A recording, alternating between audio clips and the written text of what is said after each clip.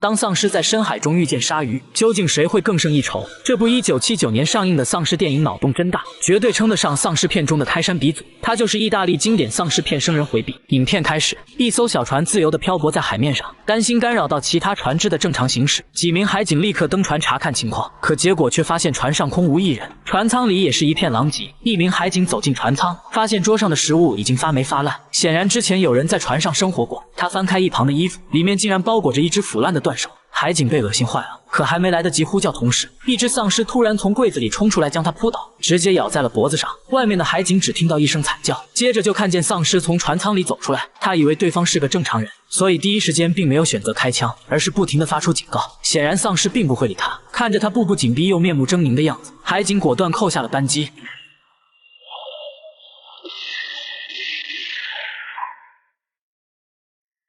海警被袭击的事情很快就传回了总部，他们立刻把小船拖回岸边进行调查，并且发现这艘船的主人就是阿珍的父亲。然而面对警方的询问，阿珍却一脸茫然。小船的确是他父亲的没错，但3个月以前就被他开去了一座小岛，他也不知道小船为什么出现在这里，自己的父亲现在又身在何处。与此同时，法医正在对海警的尸体进行尸检，却并不知道尸体正在发生变异，一场可怕的灾难即将发生。而另一边的阿珍为了找到父亲的下落，于是趁着夜色悄悄潜入小船，想找到一些有用的线索。可就在他仔细翻找物品时，一双大手突然将他拉到一旁。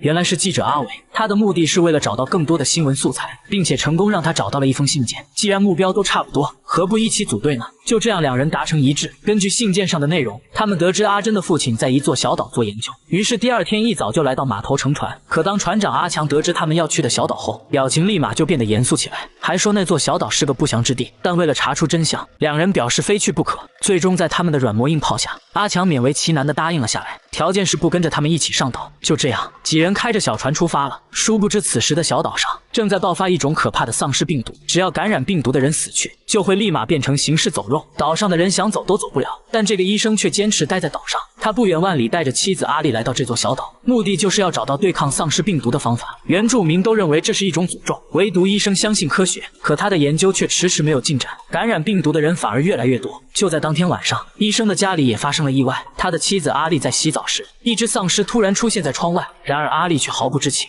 就在他洗完澡准备睡觉时，突然听到门外传来异常的响动，阿丽顿感不妙，赶紧躲进了房间里。可还没来得及关上房门，一只大手就伸了进来，好不容易拼尽全力把门关上，谁知刚缓一口气，丧尸就开始强行破门。阿丽见状赶紧用柜子挡住，但奈何丧尸实在太猛，直接打穿门板抓住了他的头发，接着慢慢拉向一块断掉的木板。阿丽就这样被木板上的尖刺贯穿脑袋。到了第二天，阿伟一行人经过一晚上的航行，已经接近了小岛所在的海域。阿强的女朋友小美看着这里的风景还不错，于是果断潜入海底游玩。可没有多久就被一只鲨鱼盯上，好在发现及时，他赶紧找个地方躲了起来。本以为躲过鲨鱼的视线就安全了，没想到珊瑚礁里还有更可怕的东西，一只丧尸竟然出现在了海底。来不及躲避的小美当场被抓住，在混乱中，她抓起一旁的珊瑚封锁了丧尸的视野，这才侥幸逃过一劫。此时大白鲨也赶了过来，不过他的目标是那只丧尸，一个是海洋中的霸主，另一个是嗜血的丧尸，一杀一尸谁也不服谁，瞬间就扭打在一起。以前都是吃两脚兽的肉，从来没有吃过海鲜，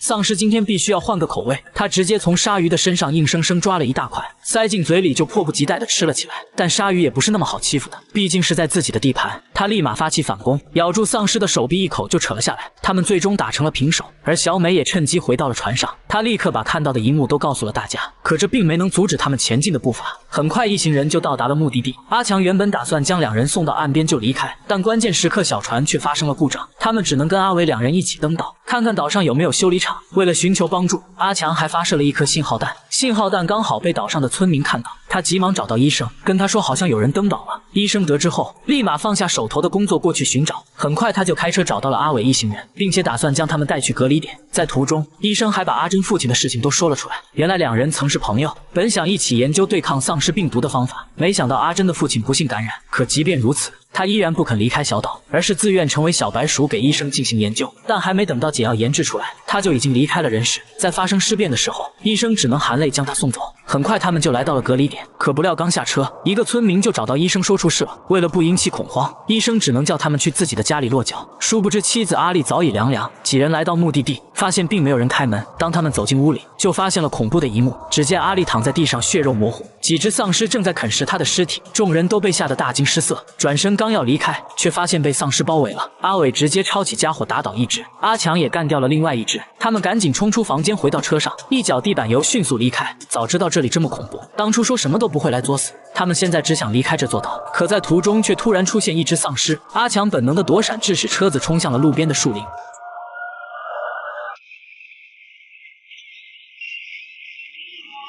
下车检查后，发现引擎当场报废，无奈几人只能选择徒步，而阿伟的脚还在刚刚的车祸中受伤了，他们只好原地休息。殊不知这里埋葬着很多尸体，一只枯手突然破土而出，抓住了阿珍的头发。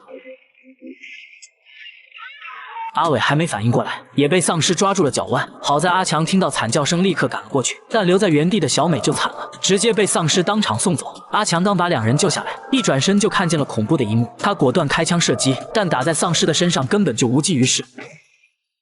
阿伟见状，捡起地上的木棍，这才将丧尸解决。看着倒下的小美，阿强悲痛欲绝，但此地不宜久留，他们只好赶紧离开。可前脚刚走，墓地里就爬出了更多的丧尸。到了晚上，他们终于来到隔离点，跟医生会合，并且告诉他墓地里的尸体都复活了，还把阿丽死去的消息也说了出来。但眼下还不是伤心的时候，因为外面的尸群正在朝这里缓缓逼近，他们赶紧堵上大门，并且开始用汽油制作汽油弹抵抗丧尸。然而医生在拿枪的时候，却不知道里面的病人已经尸变，他刚准备走出房间，就被丧尸袭击了。等到阿强闻声赶来，医生已经凉透，阿强果断举起武器，一枪就爆了丧尸的头。而隔离点没有及时处理的尸体也纷纷发生了变异，正在制作汽油弹的村民直接被咬到了手臂，一旁的护士吓得当场腿软。好在阿强及时赶到，干掉了丧尸。他叫护士赶紧把汽油弹拿出去帮忙，可不料前脚刚走，后面的护士就被变异的村民袭击了。眼看大门即将被破，阿强叫阿珍进去拿汽油弹，谁知刚转身就差点与丧尸迎面相撞。阿伟见状一枪救下了阿珍，而大门也在此时被尸群冲破，他们赶紧往门口丢汽油弹封住通道，然后朝尸群开枪射击。可子弹有限，丧尸却源源不断，而且隔离点即将被大火吞噬，他们只能从后门逃走。不料刚干掉几只丧尸，阿强就看到了已经变异的小美，他只是犹豫了几秒钟，就被变成丧尸的女友咬了一口。虽然阿伟开枪干掉了丧尸，但阿强已经感染了病毒。随着隔离点被大火吞噬，仅剩的三人立马离开了现场。到了第二天，他们来到了发生故障的小船上，没过多久，阿强就因为病毒扩散领了盒饭，两人只能将他锁在船舱里，把他带回城市看看能不能治疗。可从收音机里，他们却听到了绝望的消息，因为一开始被丧尸袭击的海景发生了变异，丧尸病毒已经开始大面积爆发，政府对此束手无策，只能眼睁睁地看着城市被丧尸攻陷。